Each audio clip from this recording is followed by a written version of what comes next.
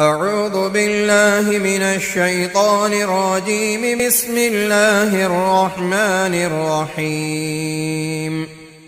الحمد لله الذي خلق السماوات والأرض وجعل الظلمات والنور، ثم الذين كفروا بربهم يعدلون. هو الذي خلقكم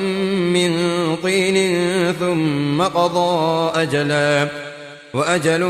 مسمى عنده ثم أنتم تمترون. وهو الله في السماوات وفي الأرض، يعلم سركم وجهركم ويعلم ما تكسبون. وما تأتيهم من آية من آيات ربهم إلا كانوا عنها معرضين. فقد كذبوا بالحق لما جاءهم، فسوف يأتيهم أنباء ما كانوا به يستهزئون. ألم يروا كم أهلكنا من قبلهم من قرن مكناهم في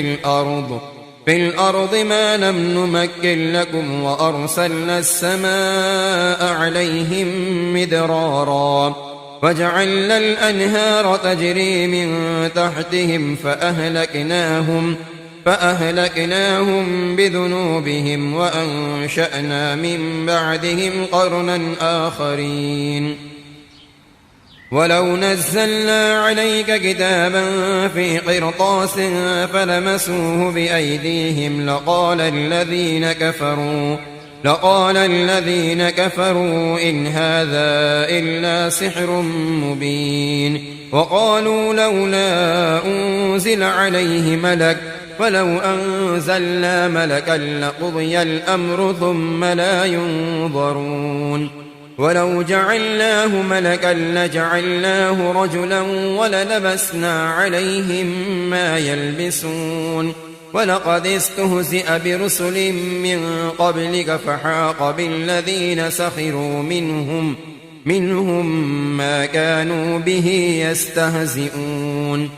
قل سيروا في الأرض ثم انظروا كيف كان عاقبة المكذبين. قل لمن ما في السماوات والأرض قل لله. كتب على نفسه الرحمة ليجمعنكم إلى يوم القيامة لا ريب فيه. الذين خسروا أنفسهم فهم لا يؤمنون. وله ما سكن في الليل والنهار وهو السميع العليم. قل أغير الله أتخذ وليا فاطر السماوات والأرض وهو يطعم ولا يطعم. قل إني أمرت أن أكون أول من أسلم ولا تكونن من المشركين. قل إني أخاف إن عصيت ربي عذاب يوم عظيم. من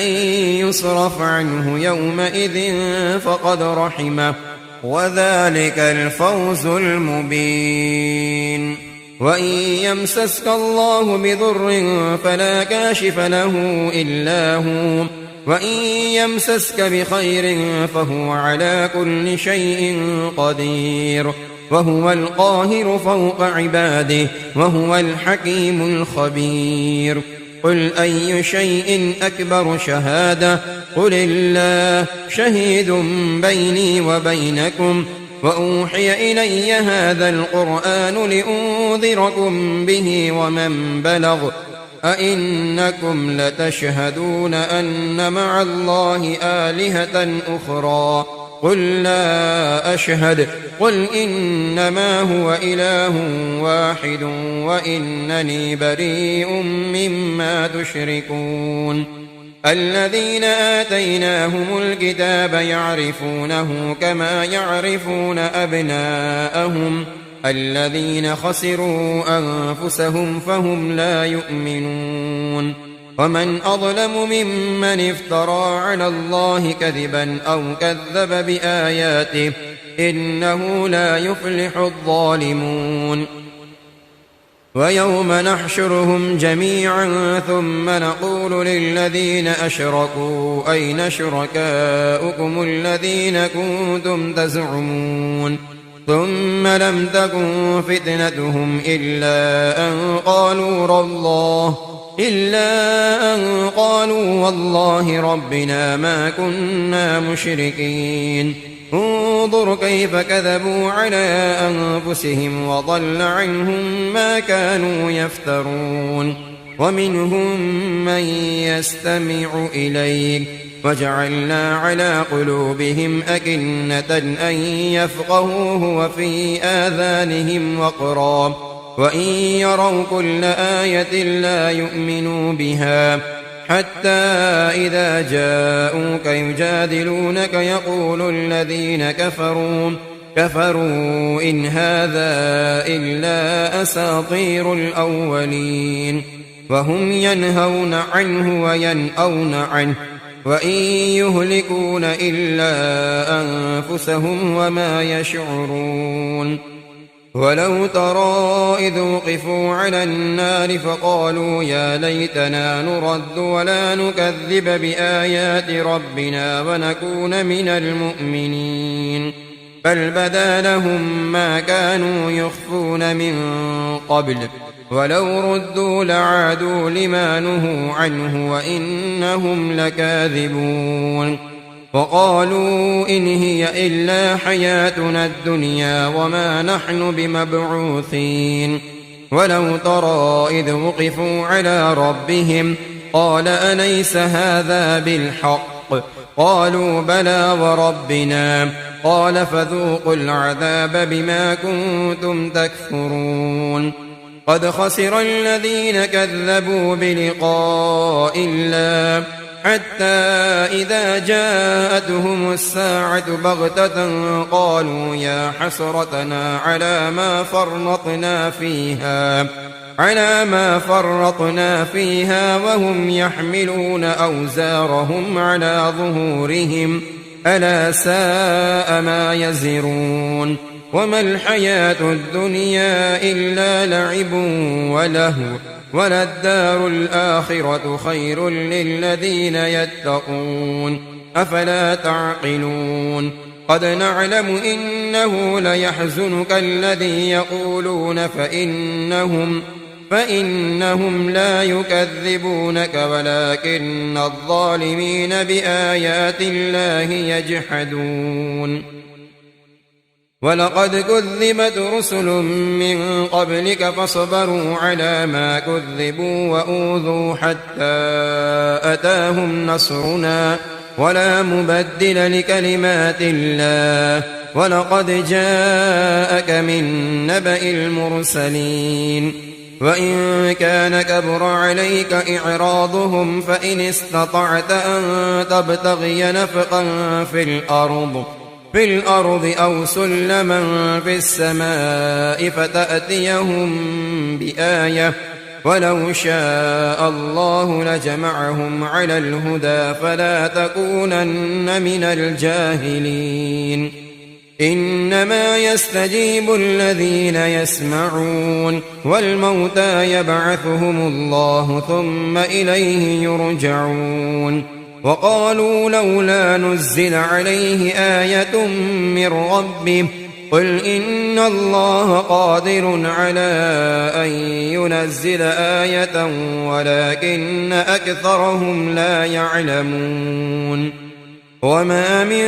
دابة في الأرض ولا طائر يطير بجناحيه إلا أمثالكم ما فرطنا في الكتاب من شيء ثم إلى ربهم يحشرون. والذين كذبوا بآياتنا صم وبكم في الظلمات من يشاء الله يضلله ومن يشاء يجعله على صراط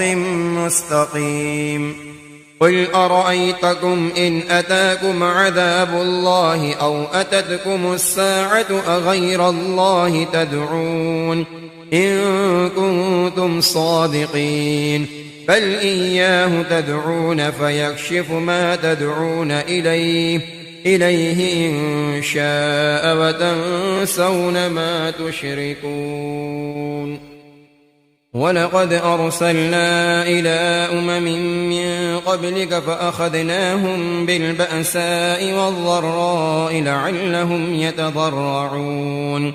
فلولا إذ جاءهم بأسنا تضرعوا ولكن قست قلوبهم وزين لهم الشيطان ما كانوا يعملون فلما نسوا ما ذكروا به فتحنا عليهم أبواب كل شيء حتى إذا فرحوا بما أوتوا أخذناهم بغتة فإذا هم مبلسون فقطع دابر القوم الذين ظلموا والحمد لله رب العالمين قل أرأيتم إن أخذ الله سمعكم وأبصاركم وختم على قلوبكم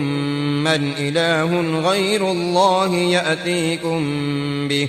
انظر كيف نصرف الآيات ثم هم يصدفون قل أرأيتكم إن أتاكم عذاب الله بغتة أو جهرة هل يهلك إلا القوم الظالمون وما نرسل المرسلين إلا مبشرين ومنذرين فمن آمن وأصلح فلا خوف عليهم ولا هم يحزنون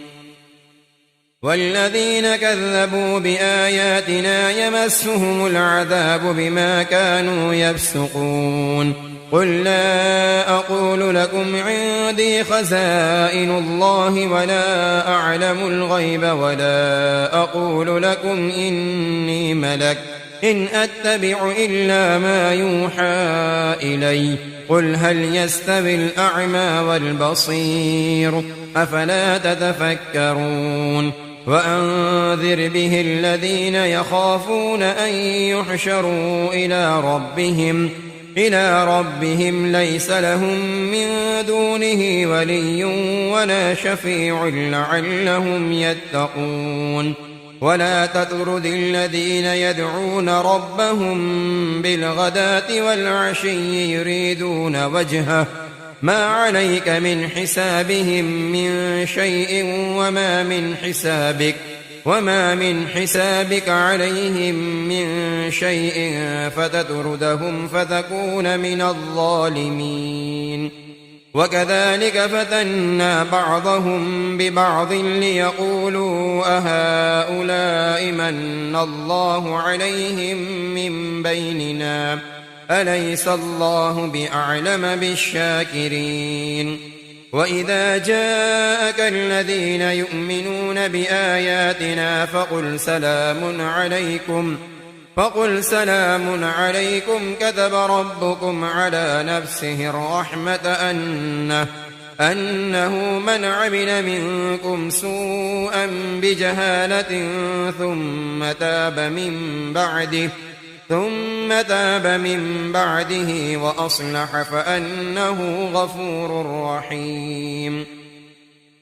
وكذلك نفصل الآيات ولتستبين سبيل المجرمين قل إني نهيت أن أعبد الذين تدعون من دون الله قل لا أتبع أهواءكم قد ضللت إذا وما أنا من المهتدين قل إني على بينة من ربي وكذبتم به ما عندي ما تستعجلون به إن الحكم إلا لله يقص الحق وهو خير الفاصلين قل لو أن عندي ما تستعجلون به لقضي الأمر بيني وبينكم والله أعلم بالظالمين وعنده مفاتح الغيب لا يعلمها إلا هو ويعلم ما في البر والبحر وما تسقط من ورقة إلا يعلمها ولا حبة في الأرض ولا حبة في ظلمات الأرض ولا رطب ولا يابس إلا في كتاب مبين وهو الذي يتوفاكم بالليل ويعلم ما جرحتم بالنهار ثم يبعثكم فيه ليقضى أجل مسمى ثم إليه مرجعكم ثم ينبئكم بما كنتم تعملون وهو القاهر فوق عباده ويرسل عليكم حفظة حتى إذا جاء أحدكم الموت توفته رسلنا وهم لا يفرطون ثم ردوا إلى الله مولاهم الحق ألا له الحكم وهو أسرع الحاسبين قل من ينجيكم من ظلمات البر والبحر تدعونه تضرعا وخفية لئن أنجانا من هذه لنكونن من الشاكرين قل الله ينجيكم منها ومن كل كرب ثم أنتم تشركون قل هو القادر على أن يبعث عليكم عذابا من فوقكم أو من تحت أرجلكم أو يلبسكم شيعا ويذيق بعضكم بأس بعض انظر كيف نصرف الآيات لعلهم يفقهون وكذب به قومك وهو الحق قل لست عليكم بوكيل لكل نبأ مستقر وسوف تعلمون وإذا رأيت الذين يخوضون في آياتنا فأعرض عنهم حتى يخوضوا في حديث غيره وإما ينسينك الشيطان فلا تقعد بعد الذكرى مع القوم الظالمين وما على الذين يتقون من حسابهم من شيء ولكن ذكرى لعلهم يتقون وذر الذين اتخذوا دينهم لعبا ولهوا وغرتهم الحياة الدنيا وذكر به أن تبسل نفس بما كسبت ليس لها من دون الله ولي ولا شفيع وإن تعدل كل عدل لا يؤخذ منها أولئك الذين أبسلوا بما كسبوا لهم شراب من حميم وعذاب أليم بما كانوا يكفرون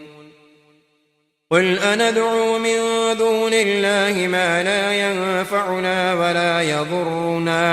ولا يضرنا ونرد على أعقابنا بعد إذ هدانا الله كالذي استهوته الشياطين في الأرض حيران له أصحاب يدعونه إلى الهدى ائتنا قل إن هدى الله هو الهدى وأمرنا لنسلم لرب العالمين وأن أقيموا الصلاة واتقوه وهو الذي إليه تحشرون وهو الذي خلق السماوات والأرض بالحق ويوم يقول كن فيكون قوله الحق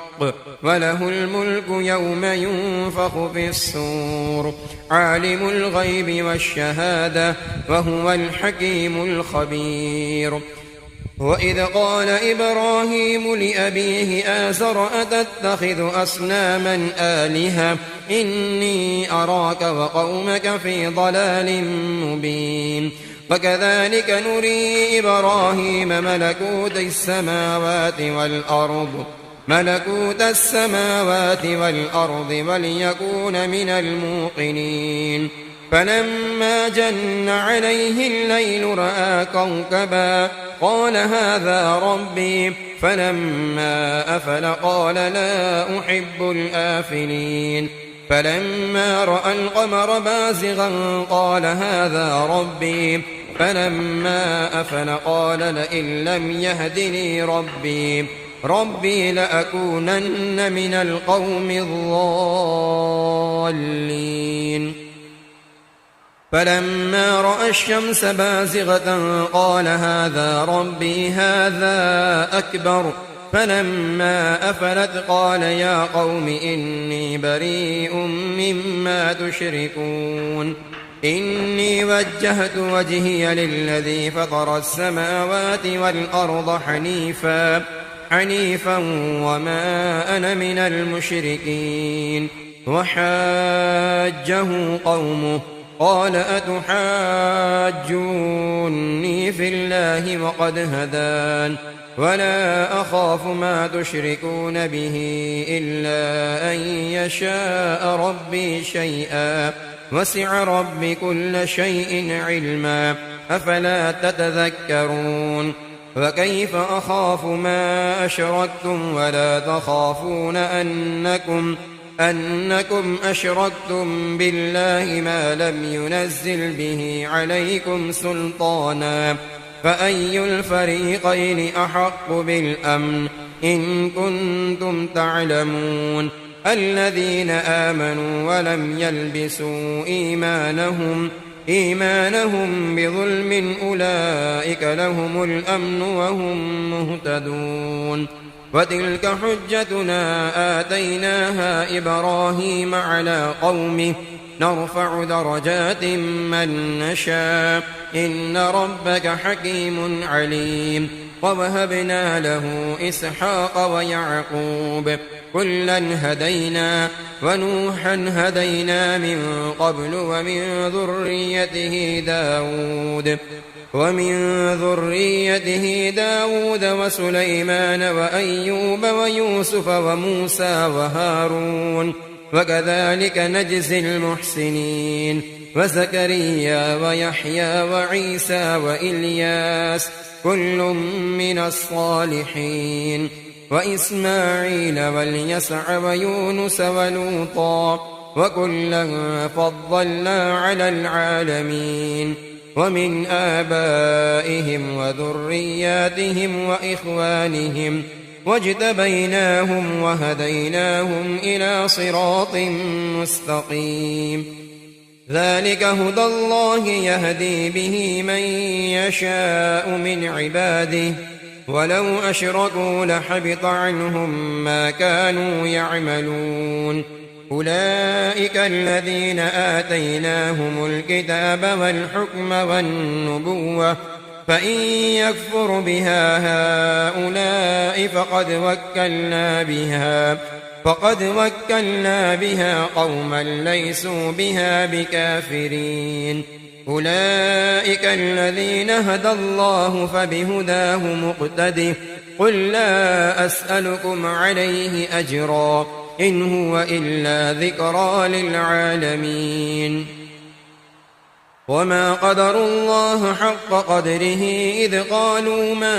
أنزل الله على بشر من شيء قل من أنزل الكتاب الذي جاء به موسى نورا وهدى للناس تجعلونه قراطيس تبدونها وتخفون كثيرا وعلمتم ما لم تعلموا أنتم ولا آباؤكم قل الله ثم ذرهم في خوضهم يلعبون وهذا كتاب أنزلناه مبارك مصدق الذي بين يديه ولتنذر أم القرى ومن حولها والذين يؤمنون بالآخرة يؤمنون به وهم على صلاتهم يحافظون ومن أظلم ممن افترى على الله كذبا أو قال أوحي إلي ولم يوح إليه شيء ومن قال سأنزل مثل ما أنزل الله ولو ترى إذ الظالمون في غمرات الموت والملائكة باسطوا أيديهم أخرجوا أنفسكم اليوم تجزون عذاب الهون بما كنتم تقولون على الله غير الحق وكنتم عن آياته تستكبرون ولقد جئتمونا فرادا كما خلقناكم أول مرة وتركتم ما خولناكم وراء ظهوركم وما نرى معكم شفعاءكم الذين زعمتم أنهم فيكم شركاء لقد تقطع بينكم وضل عنكم ما كنتم تزعمون إن الله فالق الحب والنوى يخرج الحي من الميت ومخرج الميت من الحي ذلكم الله فأنى تؤفكون فالق الإصباح وجعل الليل سكنا والشمس والقمر حسبانا ذلك تقدير العزيز العليم وهو الذي جعل لكم النجوم لتهتدوا بها في ظلمات البر والبحر قد فصلنا الآيات لقوم يعلمون وهو الذي أنشأكم من نفس واحدة فمستقر ومستودع قد فصلنا الآيات لقوم يفقهون وهو الذي أنزل من السماء ماء فأخرجنا به نبات كل شيء فأخرجنا منه خضرا نخرج منه حبا متراكبا ومن النخل من طلعها قنوان دانية وجنات من أعناب والزيتون والرمان مشتبها وغير متشابه انظروا إلى ثمره إذا أثمر وينعه إن في ذلكم لآيات لقوم يؤمنون وجعلوا لله شركاء الجن وخلقهم وخرقوا له بنين وبنات بغير علم سبحانه وتعالى عما يصفون بديع السماوات والأرض أنى يكون له ولد ولم تكن له صاحبة وخلق كل شيء وهو بكل شيء عليم ذلكم الله ربكم لا إله إلا هو خالق كل شيء فاعبدوه وهو على كل شيء وكيل لا تدركه الأبصار وهو يدرك الأبصار وهو اللطيف الخبير قد جاءكم بصائر من ربكم فمن أبصر فلنفسه ومن عمي فعليها وما أنا عليكم بحفيظ وكذلك نصرف الآيات وليقولوا درست ولنبينه لقوم يعلمون اتبع ما أوحي إليك من ربك لا إله إلا هو وأعرض عن المشركين ولو شاء الله ما أشركوا وما جعلناك عليهم حفيظا وما أنت عليهم بوكيل ولا تسبوا الذين يدعون من دون الله فيسبوا الله عدوا بغير علم كذلك زينا لكل أمة عملهم ثم إلى ربهم مرجعهم فينبئهم بما كانوا يعملون وأقسموا بالله جهد أيمانهم لئن جاءتهم آية ليؤمنن بها قل إنما الآيات عند الله وما يشعركم أنها إذا جاءت لا يؤمنون ونقلب أفئدتهم وأبصارهم كما لم يؤمنوا به أول مرة أول مرة ونذرهم في طغيانهم يعمهون ولو أننا نزلنا إليهم الملائكة وكلمهم الموتى وحشرنا عليهم كل شيء قبلا ما كانوا ليؤمنوا إلا أن يشاء الله ولكن أكثرهم يجهلون فكذلك جعلنا لكل نبي عدوا شياطين الإنس والجن يوحي بعضهم إلى بعض زخرف القول غرورا ولو شاء ربك ما فعلوه فذرهم وما يفترون ولتصغى إليه أفئدة الذين لا يؤمنون بالآخرة وليرضوه وليقترفوا ما هم مقترفون أفغير الله أبتغي حكما وهو الذي أنزل إليكم الكتاب مفصلا والذين آتيناهم الكتاب يعلمون أنه منزل من ربك بالحق فلا تكونن من الممترين وتمت كلمة ربك صدقا وعدلا لا مبدل لكلماته وهو السميع العليم وإن تطع أكثر من في الأرض يضلوك عن سبيل الله إن يتبعون إلا الظن وإن هم إلا يخرصون إن ربك هو أعلم من يضل عن سبيله وهو أعلم بالمهتدين فكلوا مما ذكر اسم الله عليه إن كنتم بآياته مؤمنين وما لكم ألا تأكلوا مما ذكر اسم الله عليه وقد فصل لكم ما حرم عليكم إلا ما اضطررتم إليه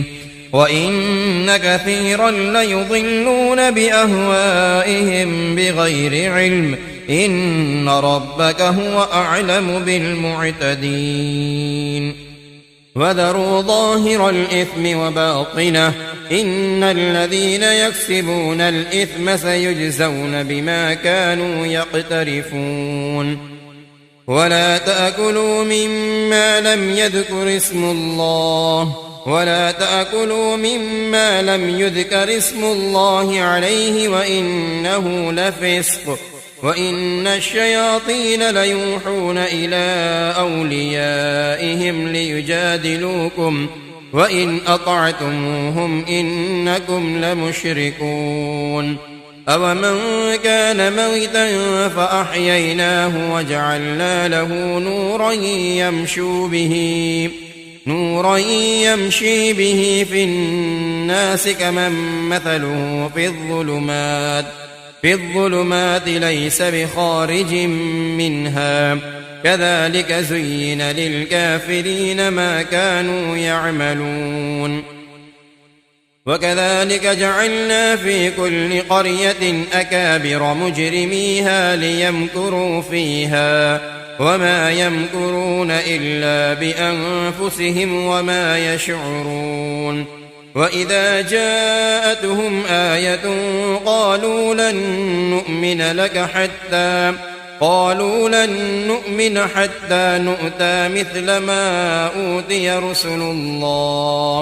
الله أعلم حيث يجعل رسالته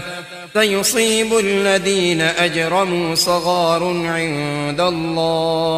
عند الله وعذاب شديد بما كانوا يمكرون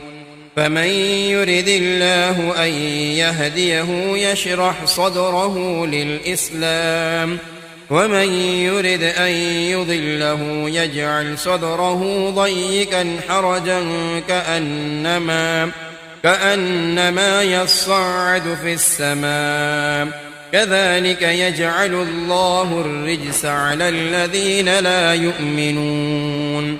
وهذا صراط ربك مستقيما قد فصلنا الآيات لقوم يذكرون لهم دار السلام عند ربهم وهو وليهم بما كانوا يعملون ويوم يحشرهم جميعا يا معشر الجن قد استكثرتم من الإنس وقال أولياؤهم من الإنس ربنا استمتع بعضنا ببعض وبلغنا أجلنا الذي أجلت لنا قال النار مثواكم خالدين فيها إلا ما شاء الله إن ربك حكيم عليم وكذلك نولي بعض الظالمين بعضا بما كانوا يكسبون يا معشر الجن والإنس ألم يأتكم رسل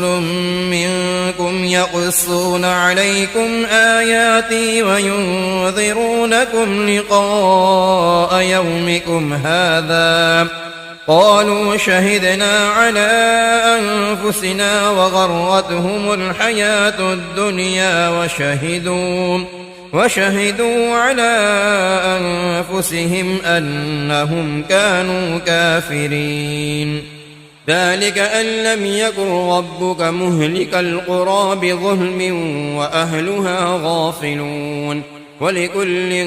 درجات مما عملوا وما ربك بغافل عما يعملون وربك الغني ذو الرحمة إن يشأ يذهبكم ويستخلف من بعدكم ما يشاء كما أنشأكم من ذرية قوم آخرين إنما توعدون لآت وما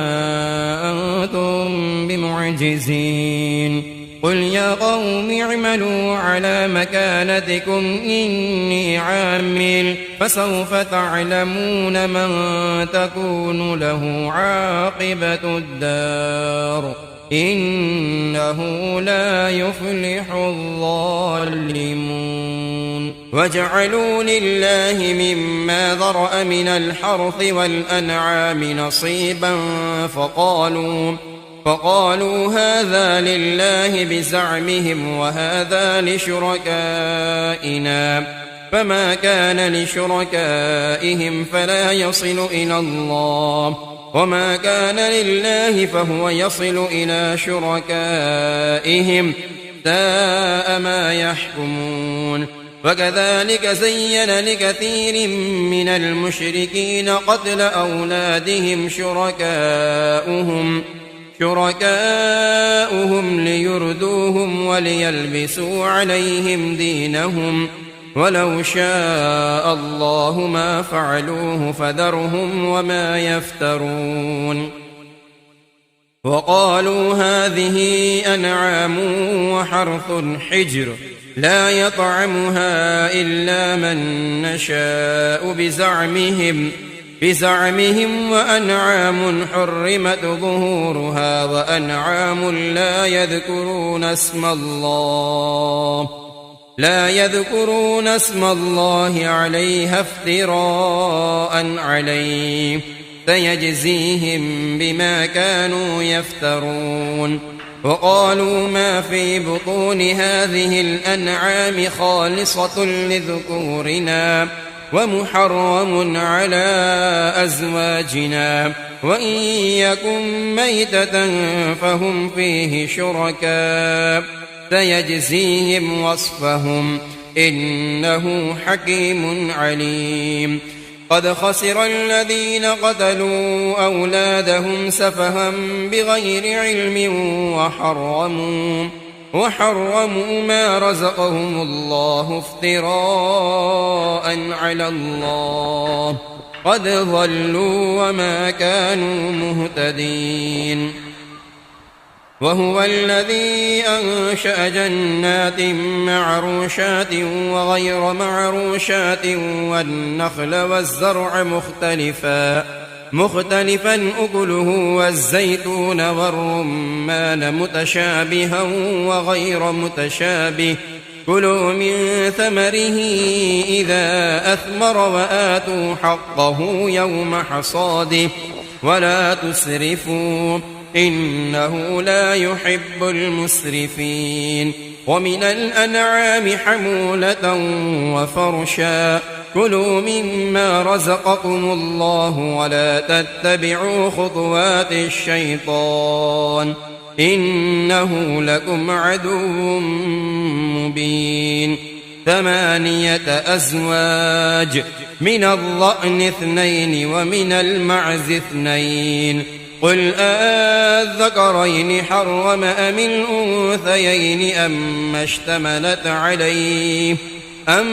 اشتملت عليه أرحام الأنثيين نبئوني بعلم إن كنتم صادقين ومن الإبل 2 ومن البقر 2 قل أذكرين حرم أم الأنثيين أما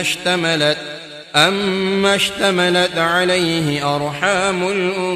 الأنثيين أم كنتم شهداء إذ وصاكم الله بهذا فمن أظلم ممن افترى على الله كذبا ليضل الناس بغير علم إن الله لا يهدي القوم الظالمين قل لا أجد فيما أوحي إلي محرما على طاعم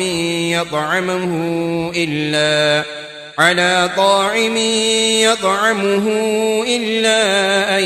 يكون ميتة أو دما مسفوحا أو لحم خنزير فإنه رجس أو فسقا أهل لغير الله به فمن اضطر غير باغ ولا عاد فإن ربك غفور رحيم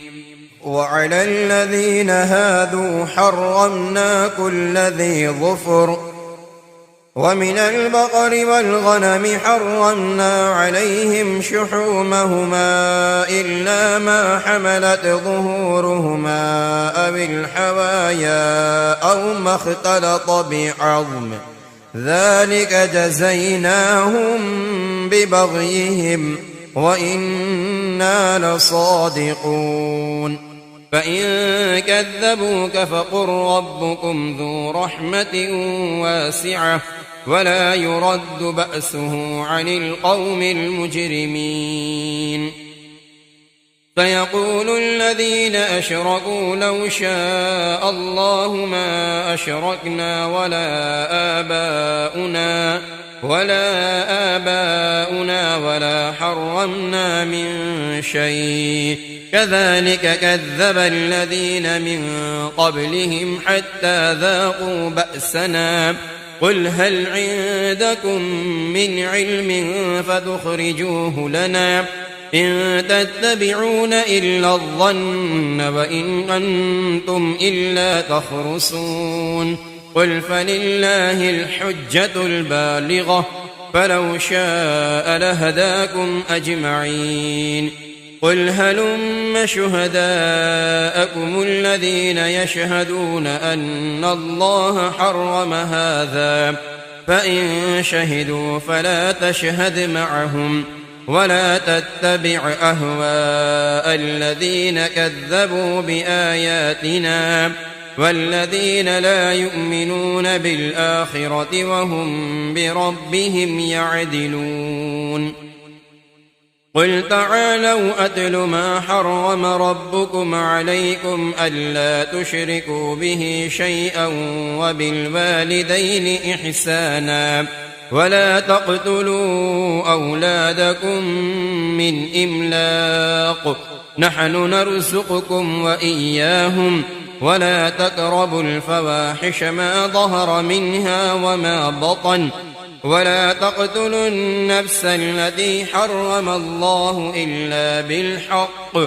ذلكم وصاكم به لعلكم تعقلون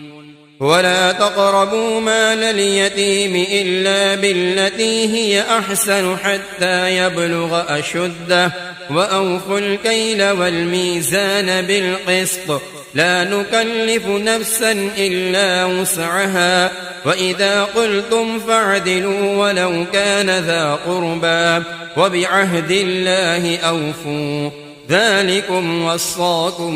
به لعلكم تذكرون وأن هذا صراطي مستقيما فاتبعوه ولا تتبعوا السبل فتفرق بكم عن سبيله ذلكم وصاكم به لعلكم تتقون ثم آتينا موسى الكتاب تماما على الذي أحسن وتفصيلا لكل شيء وهدى ورحمة لعلهم بلقاء ربهم يؤمنون وهذا كتاب أنزلناه مبارك فاتبعوه واتقوا لعلكم ترحمون أن تقولوا إنما أنزل الكتاب على طائفتين من قبلنا وإن كنا عن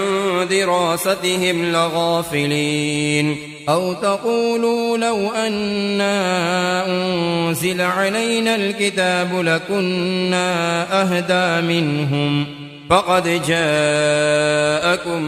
بينة من ربكم وهدى ورحمة فمن أظلم ممن كذب بآيات الله وصدف عنها سنجزي الذين يصدفون عن آياتنا سوء العذاب بما كانوا يصدفون هل ينظرون إلا أن تأتيهم الملائكة أو يأتي ربك أو يأتي بعض آيات ربك يوم يأتي بعض آيات ربك لا ينفع نفسا إيمانها لم تكن آمنت من قبل أو كسبت في إيمانها خيرا قل انتظروا إنا منتظرون إن الذين فرقوا دينهم وكانوا شيعا لست منهم في شيء إنما أمرهم إلى الله ثم ينبئهم بما كانوا يفعلون من جاء بالحسنة فله 10 أمثالها ومن جاء بالسيئة فلا يجزى إلا مثلها وهم لا يظلمون قل إنني هداني ربي إلى صراط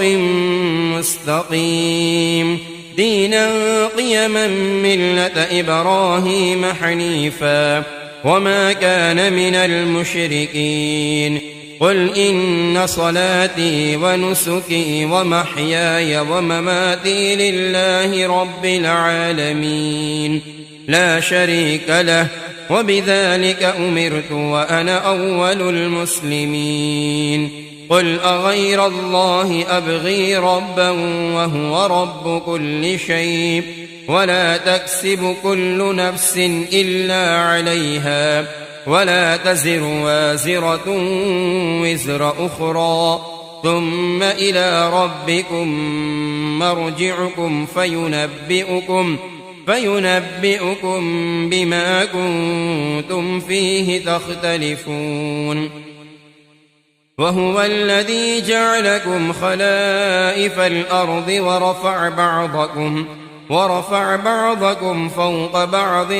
درجات ليبلوكم فيما آتاكم إن ربك سريع العقاب وإنه لغفور رحيم صدق الله العظيم.